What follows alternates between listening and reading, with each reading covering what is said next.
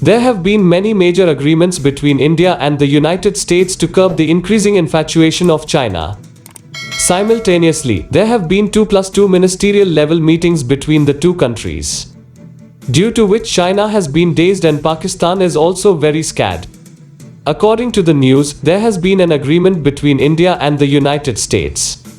Under this, the two countries will share state-of-the-art military technology, equipment and geospatial maps.